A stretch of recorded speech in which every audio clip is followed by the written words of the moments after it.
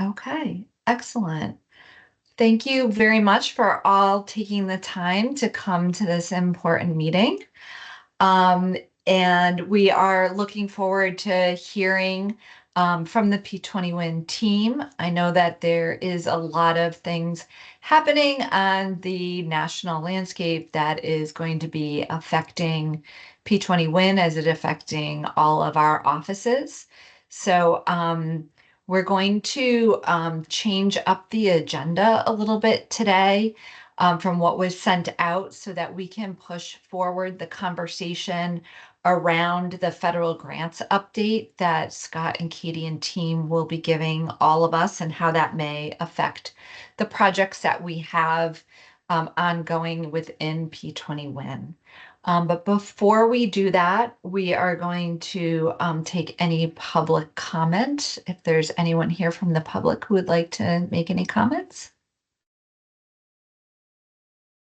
Okay, hearing none, we can move to roll call. So Katie, I'll get to you. Sure. Dante Bartolomeo. Here. Beth Bai. Here. Isha Canada. Here. Ainsley Diamond. Here. Sarah Fox.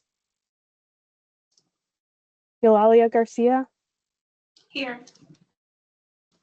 Scott Gall. Here. Dr. Gifford is not joining us today. Tim Larson. Here. Chris McClure. Here. Alice Pritchard. I think said she is driving. Gary Rivera. Okay, great. Thank you. Gary. Here. Charlene Russell Tucker. I'm here. Jen Witness. Here. Mike Williams. And Rika Wren. Here. Excellent. We do have a quorum. You are on mute. Didn't hit the button all the way. Thank you, Katie. As I mentioned, we're going to move the discussion around federal grants up to spend some time talking about this. And, we think that this is a really important topic. So we're going to let this conversation kind of go as long as we think it needs to happen. And if we need to push some of the other topics to the agenda to some quick overviews and follow back up in our next meeting, we'll be able to do that. As Katie mentioned, we don't have any items to vote on at this time. So wanted to comment that some of the changes that are being made to the federal level to agencies that we work with, especially the Department of Labor and the Department of Education. And the executive role, the executive committee here at P20 Win really does play a critical role in how this organization is funded. And so I think we wanted to have a robust conversation around some of the roles and responsibilities as board members to P20 Win and how we can help to mitigate some of the issues that may be coming down the pike and affecting the work that we will be doing. So the conversation will really be focused around identifying how we can work together and find the resources to sustain this work.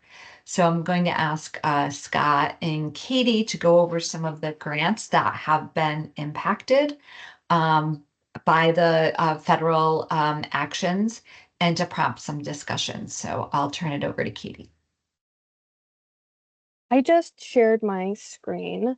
Can everyone see that? Yes, we can. Okay, great. So we wanted to give some, we don't talk a lot about the grants that we've received in these meetings. We've always had a packed agenda, but it seemed like a good opportunity to level set and really get everybody on the same page about how P20 Win is primarily funded and how we do the work. So P20 Win activities are primarily funded through federal grants from the U.S. Department of Labor and the U.S. Department of Education. Right now, we have 4 grants, as you can see on this slide, that is really funding a lot of critical works that we are doing. So first, the SLDS, which is the statewide longitudinal data system, is a grant that we receive through the Department of Education. We have 2 active grants there. And really the focus of the SLDS grants is expanding P20 Win, improving the data request process, making sure that data is more easily accessible for approved purposes, and establishing a research collaborative.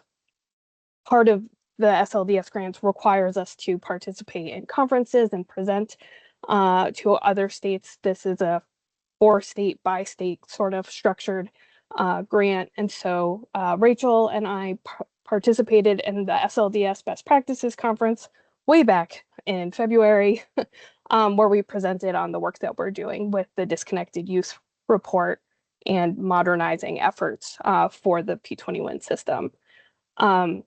Before everything happened last week, we did successfully get a no-cost extension for that 2019 SLDS grant, which ensures that we can continue to access funding through that grant through June of next year.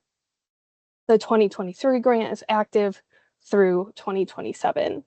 The IES research grant, really this focus is on conducting a descriptive analysis and causal evaluation of the Roberta Willis Scholarship Program. And this grant, I think, ends in June of next year.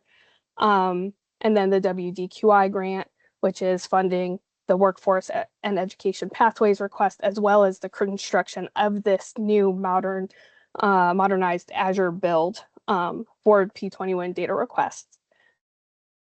We've been impacted by the terminations at the Department of Education and the Department of Labor. So for the SLDS grants and the IES grants, we no longer have program officers or technical assistants. We do have a state support team, or a skeleton of a state support team for the SLDS grant, but there's 1 or 2 people at the Department of Education who's overseeing all of these grants for every state. The IES grant, we have also lost our program officer. There's fewer supports available for that request. And then for the WDQI grant, still have the program officer. We have a great team, but we did lose the technical assistance contract. So the additional support to fulfill the goals of these grants have really been limited.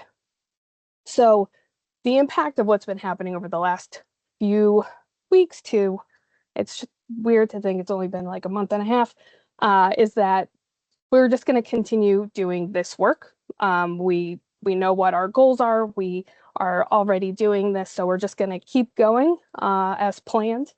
The funding is obligated, so those drawdowns that were available and allowable have been made.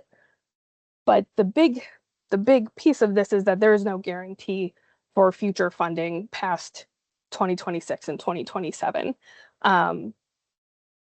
Especially, so it really doesn't seem like no cost extensions are very likely, and it's unclear if there will be additional rounds of grants moving forward.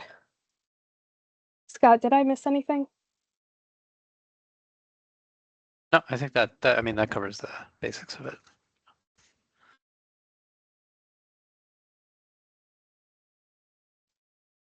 So we'd like to open it up for any comments or suggestions. And I think, one of the things that Kitty and I talked about earlier is that one of the responsibilities of our board members is to help support the sustainability of the funding, not necessarily through our own budgets, but to look for ways in which we can bring funding into the process. So I'll share with you a little bit of work that OWS has been doing in partnership with the Department of Labor, with Dante and with Scott and his team. We're looking at a $5 million capital bond, IT capital bond funding to support a project that we've been working on and just planning on in the last year. In that project plan, we had also been working with a philanthropy organization who funded some work on this planning process that we engaged in last year. This philanthropy organization is interested in continuing to support the work. So that is just one kind of example of how a state agency can bring together some resources from within the state and from outside of the state to bring a project that could enhance the secure data enclave and the type of data that we're utilizing and collecting and being able to report on. This particular project is looking at workforce development data, what programs are out there, what the outcomes are of those programs, so that we can help to determine ROI and what types of programs to continue to fund. It's very much aligned with the work that we're doing in the Pathways program or research project that Katie shared a few moments ago. So we'd love to hear, from any of you, your perspectives or thoughts on some of the funding cliffs that we may experience over the next couple of years.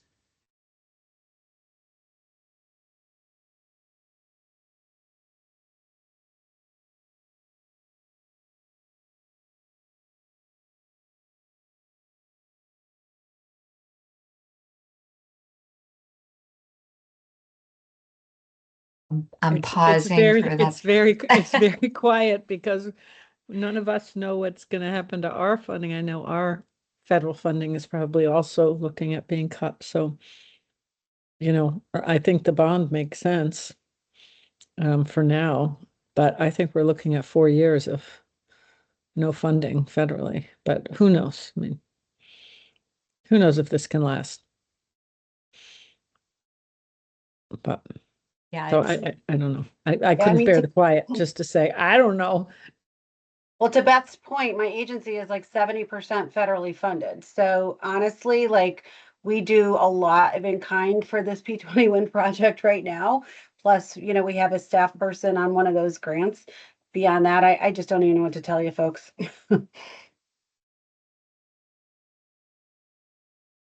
I think what I can say is what everyone else is struggling. I mean, we're really trying to focus on communication to our constituents, but you get a lot of communication and then you get none, and it spurred a lot of really deep conversations. This is the time of year, I'm looking at you, Jen, too, that our faculty are writing grants, the big ones, the NSF grants, these huge Herculean lift, and they're questioning, do I put my faculty and my time and my resources into this if the funding is going to be there? Well, those are questions we can't answer. Normally you'd be absurd not to go after any ancillary funding that was available. But I also think on the flip side, Kelly, what you were alluding to, we are all going to be looking to our partners, our philanthropic partners, and how many folks are going to show up at their doorstep. Your slide and exactly what Katie had talked about was what our worry is. We don't have our contacts at the Department of Education anymore. We're going into April. That is our biggest reporting time. And is this going into the ether, the calls that aren't being answered? Like, we're all just struggling to many points that have been and will be made. We're struggling for the correct communication to give to our people where we're not exactly sure. And it's not just us. I mean, every national conference you go to right now or conversation you're having, everyone's like, do you know something? So tough. That's not to just share the pain around this call, but yeah, I hear and I see all of you on this call. Thank you for that. I appreciate, everyone's perspective on this. We're all in the similar boat together, in the same boat together. Jen? I mean, I would just add two thoughts. One, Scott and Katie, I'm just curious, like where things stand on the research collaborative that we were thinking about standing up, because I do feel like there's untapped expertise in the state to assist with some of the research analysis if we're not able to fund like as many robust analysts as some of the federal funding provided. So it might be worth, working on that. I know Ajit and Charlene have set up a research collaborative at SDE that we saw as a model for P20 Win. So I'm just curious where that stands. And then the other point is that, iPads might not even be around anymore, which is a huge question mark as well, that I think P20 Win might need to step up in terms of like sharing higher ed data in a way that it hasn't in the past, and reporting out on outcomes, because iPads is like the federal database that we rely on a lot for a lot of information. The National Student Clearinghouse may step in there, but there are so many question marks. I think it's too soon to answer, but just putting a sort of a note to say, like, what role can P20 Win play if iPads disappears? But Scott and Katie, maybe a comment on the research collaborative. Yeah, maybe two quick things. I'm sorry.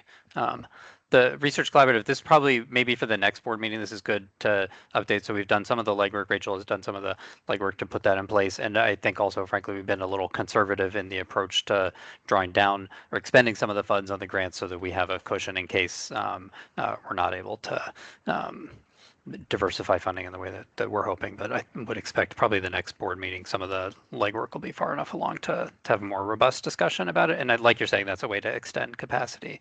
So it's a good design, and hopefully that'll move forward.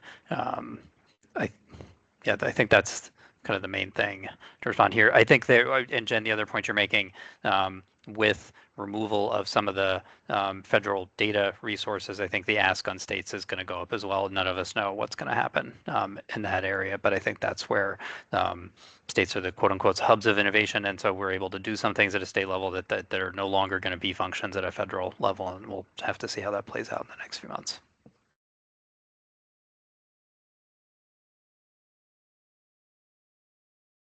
Okay.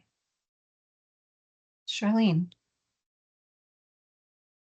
Good to see everyone. And I was going to connect with what Jen mentioned, that we're certainly moving forward with the work that we're able to do and focused on what it is that we may be able to do differently.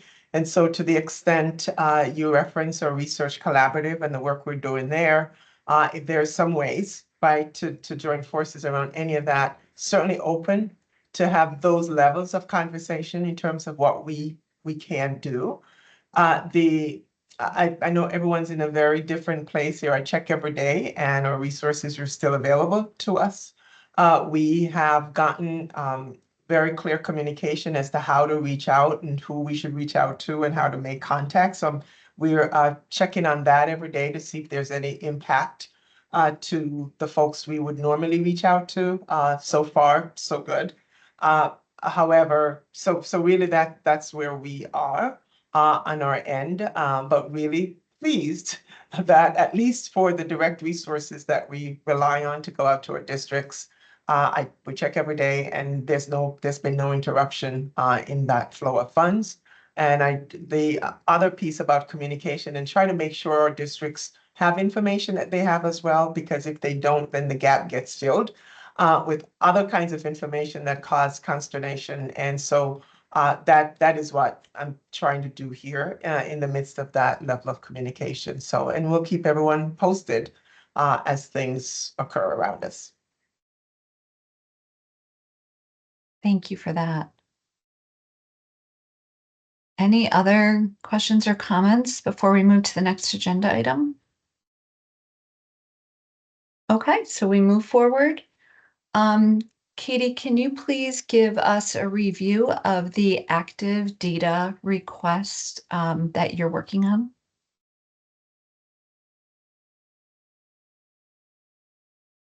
I can.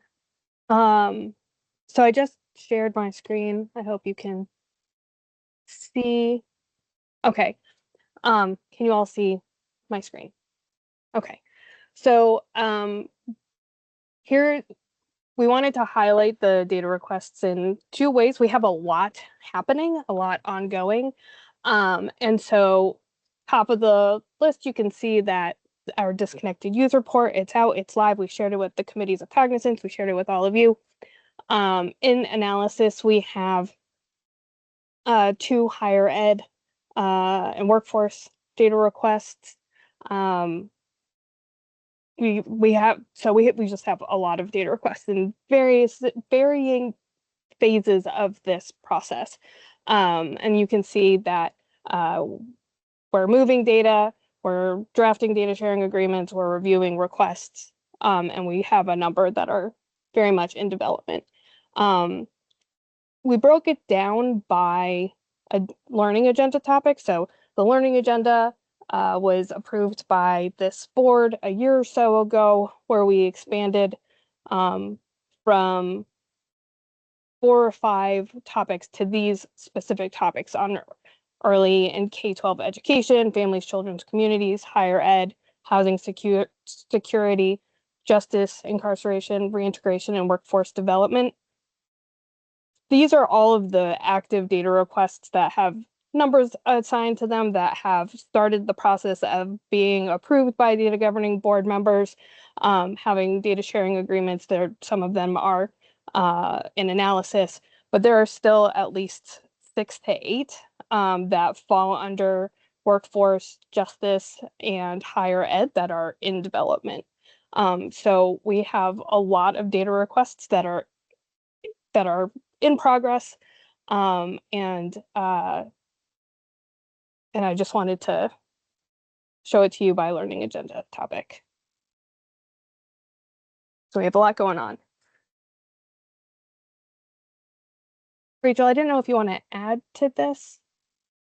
No, I think that one thing we just want to flag and highlight, especially because I think we're going to talk about the secure enclave and some of the modernization updates. The one thing we're experiencing now is with the volume of requests, there is a possibility for similar adjacent kinds of requests and questions to be surfacing. And so we're trying to be really careful when we work with agencies to make sure that we're not sort of overburdening some agencies by asking for very similar things over and over. And that's one reason I think we can talk a little bit about some of the secure enclave and the way we can store data for the future. But we're really excited that we have such a sort of a wide range and sort of a high volume coming in. And it speaks to the attention that the disconnected and at-risk youth work has generated for what we're doing together and the kinds of questions that we can answer. And we're really especially excited to see a number of these initiated by participating agencies, which I think is really the goal, to have folks initiate questions from inside of this partnership.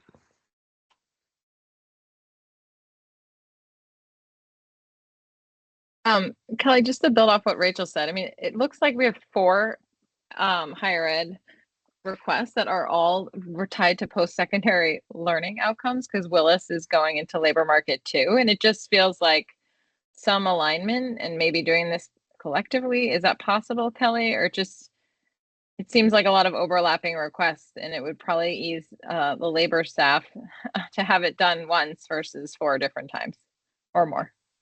Yeah, absolutely. And maybe I'll ask Scott to comment here and how this relates to the secure data enclave that they're working on. That's a great segue. I think that's kind of the problem that we're facing, is getting a lot of requests, which is not a terrible problem to have. It means people are interested in using the data. And then I think one of the solutions is kind of what Rachel is alluding to and what Kelly's saying, is to try and make the management of that data a little bit easier.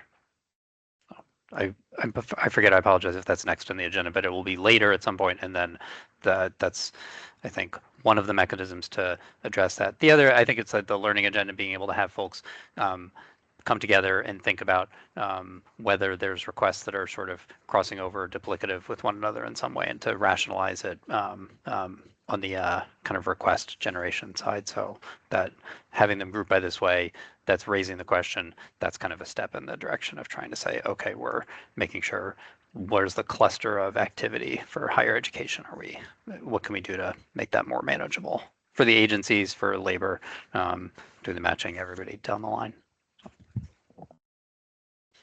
I think that's a really good point, Scott. Thank you.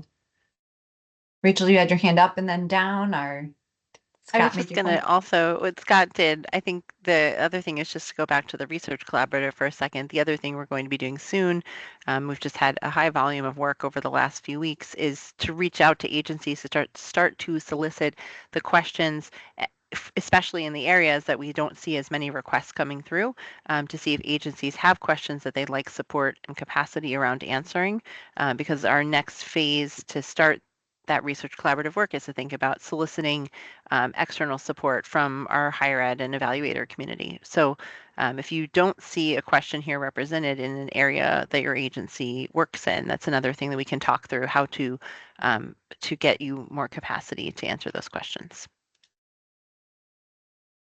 And as I look at this agenda, it really looks at how do we support the whole person and making sure the whole person has a pathway to success. And all of these data requests are related to that whole person human approach, and kind of takes different segments of, the whole person approach as individual learning topics. So it's interesting to see how they all are related together.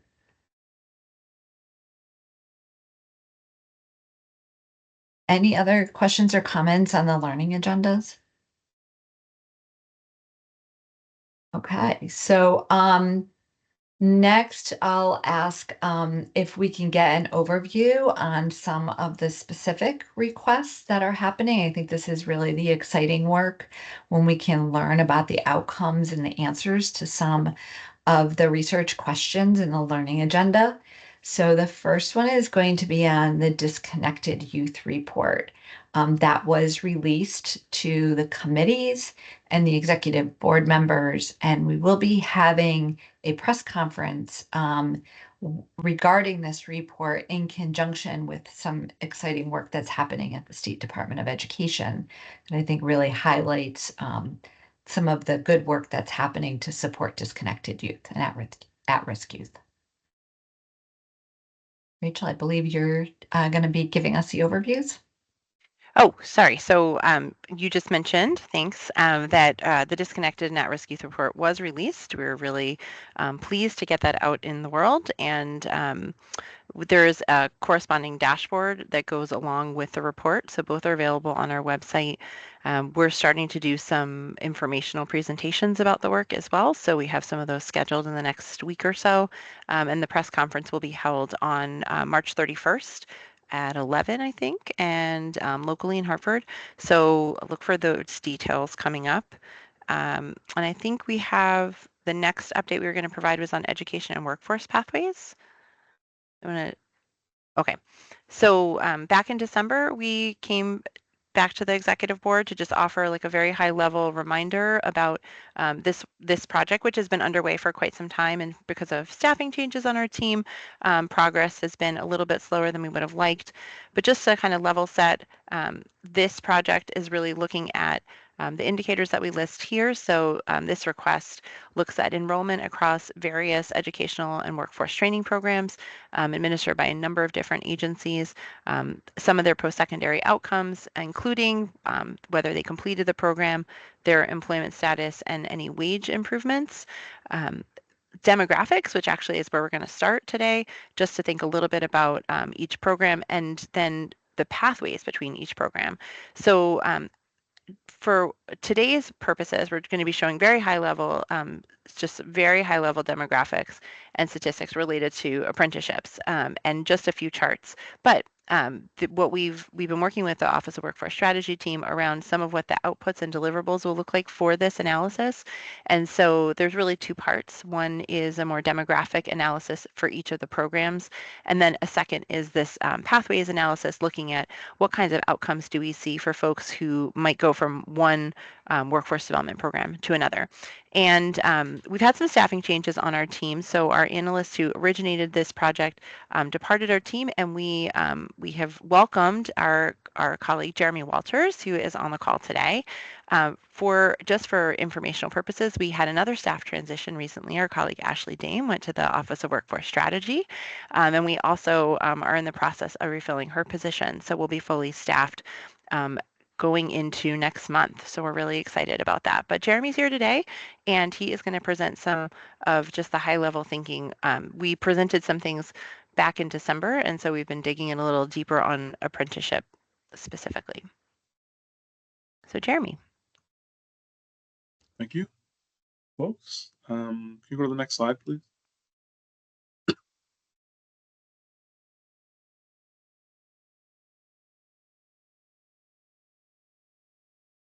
Should I keep going? Yeah, next. Maybe it's not changing on my side. Okay, that's what I'd like to read, description of the data. Again, hello folks, my name is Jeremy, relatively new to the team and to this project. So what we're looking at here is just sort of for people who are curious, just kind of a description of the initial data that I've been working with. So we have these data sets from these different programs.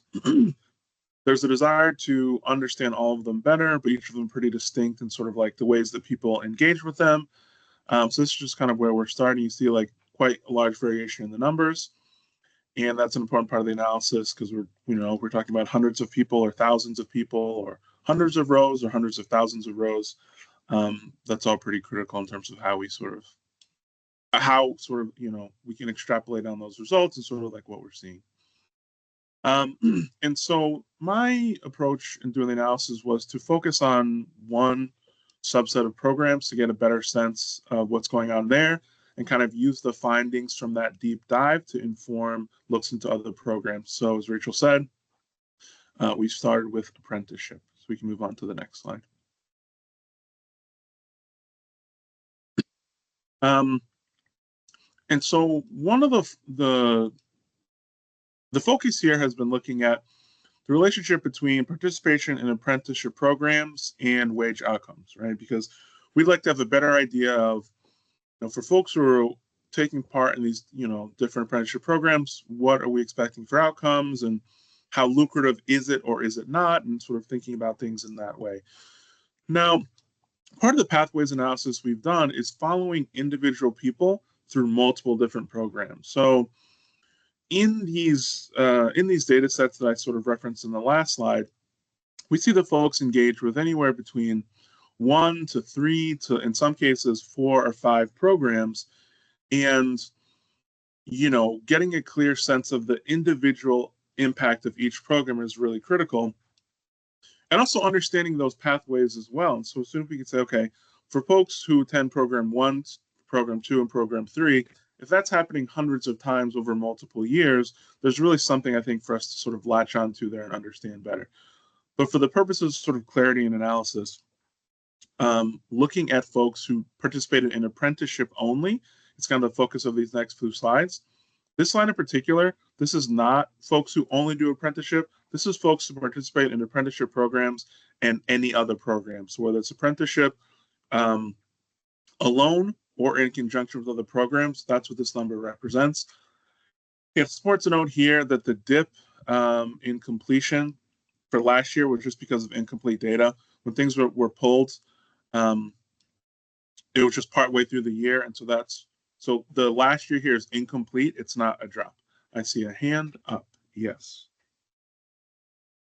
Commissioner. Do you prefer that we wait to ask questions or would you rather? Now's a perfect okay. time. Yeah. How are you defining apprenticeship? Is this registered apprentice? I just am very curious because it makes a big difference from where I sit. Yeah, I mean, these are the data that came from these are the data that came from the Department of Labor registered apprenticeship program. Okay. Okay, I'll get more about that after. Thank you. Okay. So yeah, that explains the sort of the drop at the end and complete data for that year. And part of what we're trying to understand here is who is participating in these programs. So if we can go to the next slide. We have access, obviously, to gender distributions. So this is just one way to look at the participants in the apprenticeship programs. See, almost 93% are identifying as male. Next slide, please. And then, we have assorted demographic data. We have gender. In some cases, we have race. We have veteran status. And we're able to report on all of these things. But as I mentioned a few minutes ago, one of the primary things we're trying to figure out is the impact of these programs. So that's very complicated to figure out because there's lots of ways to measure impact, particularly in cases when folks go through multiple programs. Because if someone does program 1 and program 2, and we see a bump in their wages after program 2, it can be very statistically challenging to attribute that increase in wages to either of the programs. And we could say, well, just this tandem of programs creates an impact on wages. And that's fine, but there are many different pathways. And so it's program 1, program 2, program 3, program 2, program 3, program 3, 4, 5. So there's lots of different permutations and paths through all of the programs. And so again, we start our analysis here at a single program. So a way to interpret what you're looking at here is from the years 2012 to 22, folks who participated in apprenticeship programs and only apprenticeship programs, there's nothing before and nothing after, only apprenticeship programs, 85% of those folks saw a bump in wages when comparing the 2 quarters before their initial apprenticeship experience and the 2 quarters after their last apprenticeship experience. And so I think this is positive. This is, I think, a strong finding that advocates for the value of these programs. And the next step in sort of like my work here is to clearly articulate for everyone, the full list of paths that people are taking through programs, including apprenticeship and including, adult basic education, including all of these state programs, and look for outcomes for each individual path. And then also to do this program only deep dive for each of the programs separately. And so I think each of those things looking at programs separately, looking at combination of programs, looking at demographics as well, we'll get a clear sense of who's going through the programs, individual paths that they're taking, and the value of those programs as measured by wages. And I mentioned this is for 2 quarters before and after, but something that's come up in our analysis is that depending on the program, we might not expect to see a large jump until 5 or 6 quarters after, or 8 or 9 quarters after. And so as we report on these data, we will include different time windows, but I think it's important to make sure that as we're reporting, particularly looking for impact, that we have a sort of clear hypothesis about why we're adjusting that time window rather than just saying, let's look at every quarter after, from the first quarter after to the 12th quarter after, and just see if we see anything. Trying to have a clear mindset about sort of like why programs might take longer or shorter to show impact, I think is really important. So that's where things are now. And I think that's my last slide. So I'm glad to take any questions folks have about any of this work. Would you be able to go to the previous slide again? I'm sorry. Oh, the one before that. That'd be awesome. Thank you. I just want to take a snap of that. Thanks.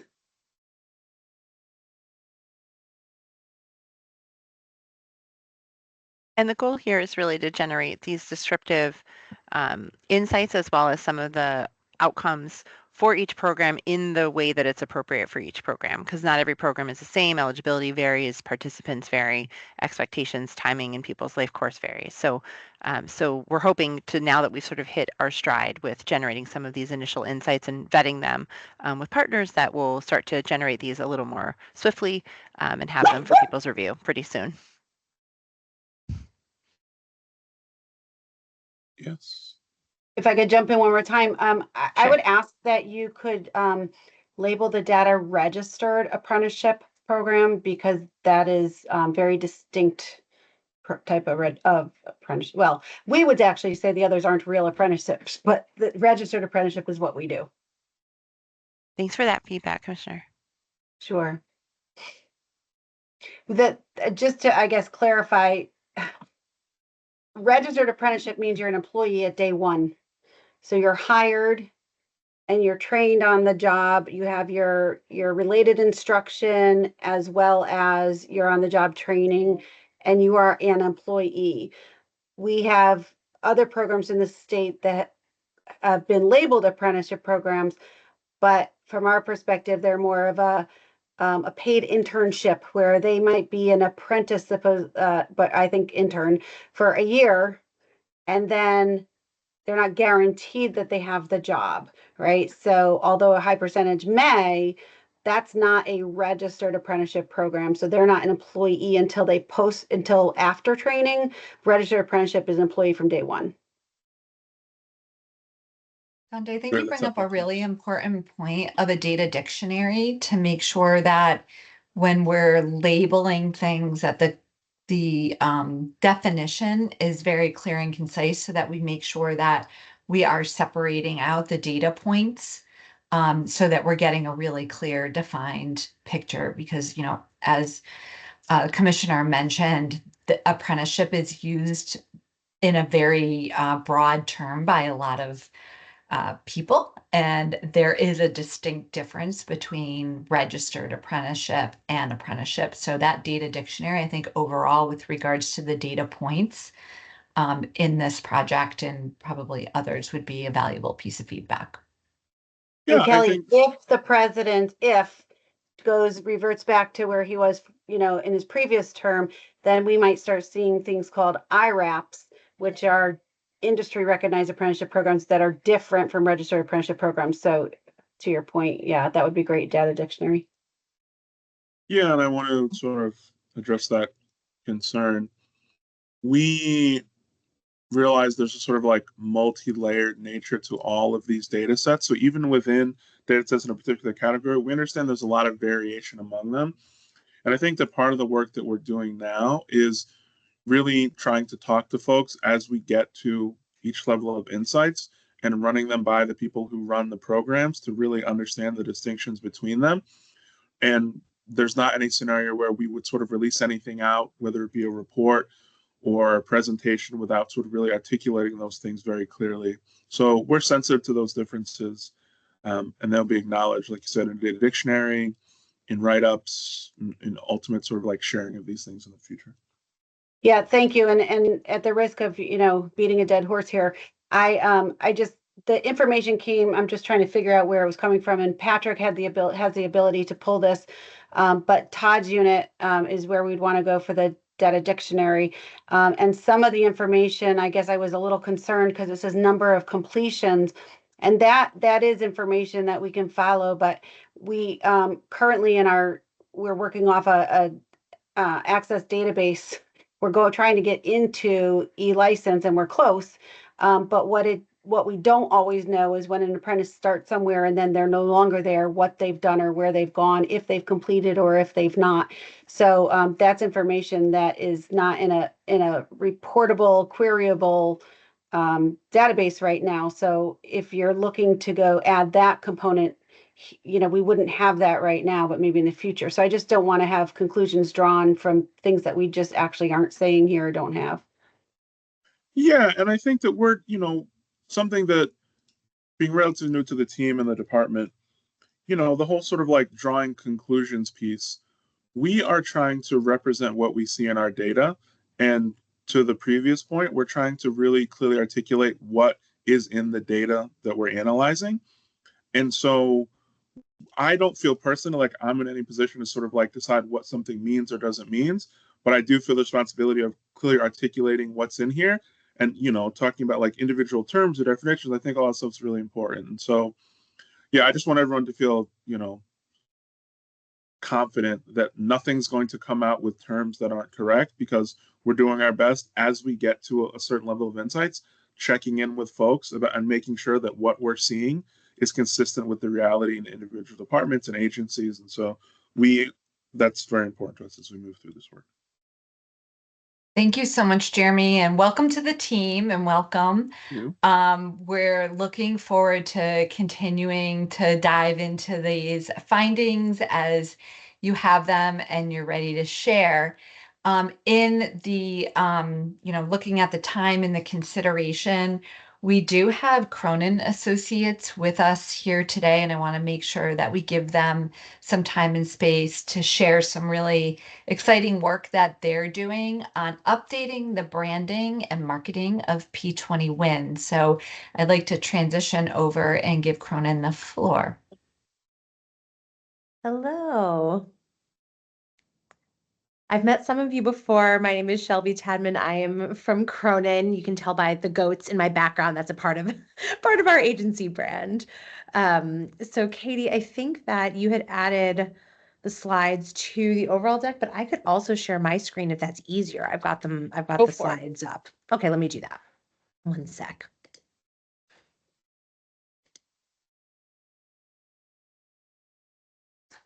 Okay. All right, let me go full screen with this thing.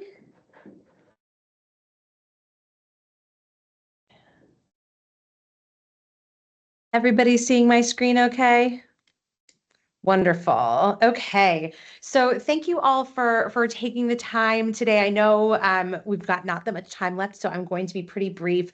But like I said, my name is Shelby Tadman. I am from Cronin. We're the marketing agency that has been working with the OPM team on the branding for P20 Win. I've met some of you through our research and interview process, so it's nice to see you all again. Nice to meet those who I haven't.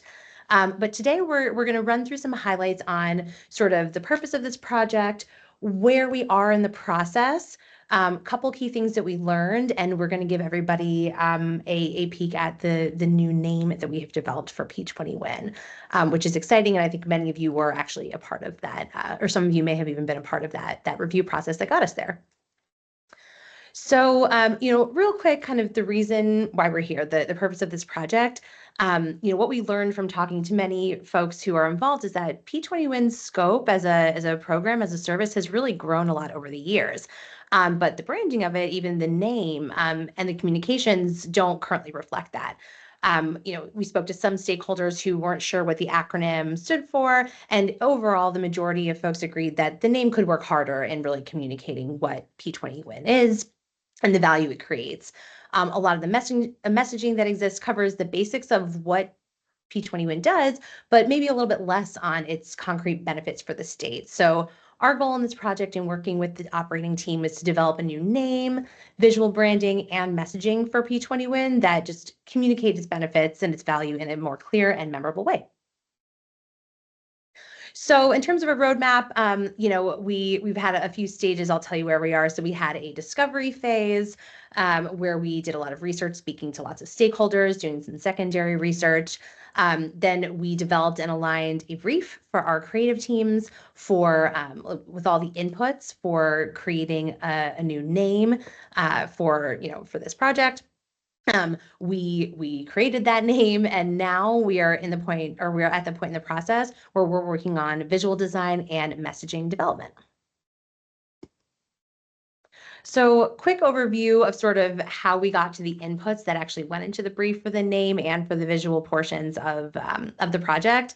We spoke to about 20 key stakeholders from participating agencies and institutions and the organizations that are actually data requesters.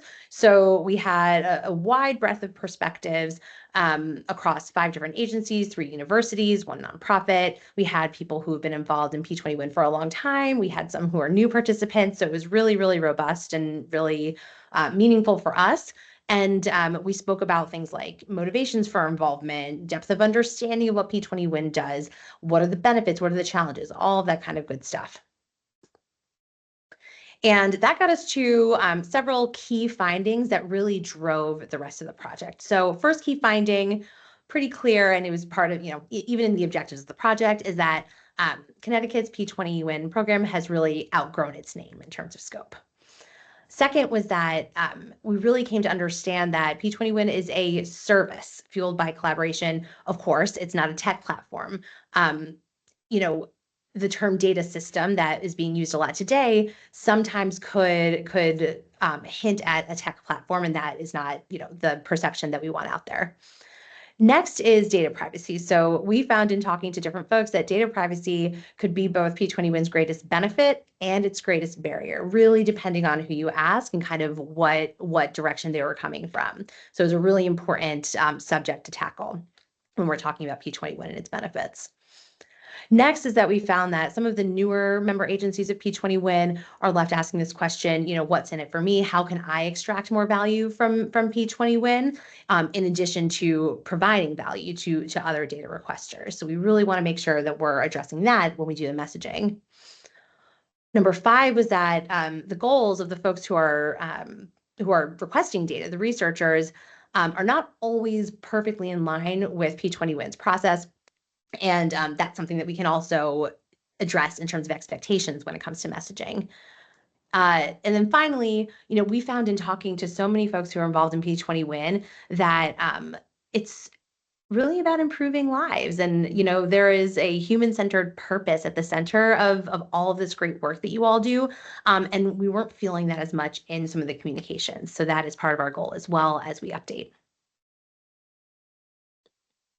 So this is the brief that we gave to our internal team who were creating the name. The point of showing you this is just to show that a lot of what we're trying to do through this project is find ways to simplify how we communicate about P20 WIN, put it into sort of more layman's terms. And that's what we were able to do here. The things that we really hit on when we were trying to get to that name were that P20 WIN is a service. It's very important to get that across. It's a service managed by the state. It facilitates the sharing, matching, and analysis of data. And it really helps should help the government to make better data-informed decisions and make life better for Connecticut residents. That's what we really wanted to come through in terms of how, telling people who are working on the name what this thing is defined as.